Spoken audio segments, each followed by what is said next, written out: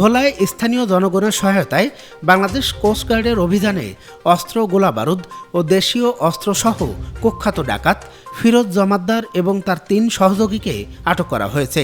আজ ১৩ জুলাই সোমবার সকালে কোস্টগার্ড মিডিয়া কর্মকর্তা লেফটেন্যান্ট কমান্ডার সাব্বির আলম সুজন এ তথ্য নিশ্চিত করেছেন।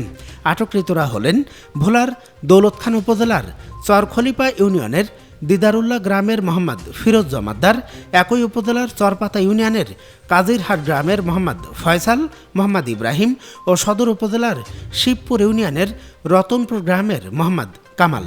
এ সময় তিনি বলেন, ভোলা সদর থানার পশ্চিম ধনিয়ার বালিয়াকান্দি এলাকায় ডাকাতির প্রস্তুতিকালে স্থানীয়রা ফিরোজ জমাদ্দার ও তার ৩ সহযোগীকে আটক করে তাৎক্ষণিকভাবে বাংলাদেশ কোস্টগার্ডকে অবহিত করে।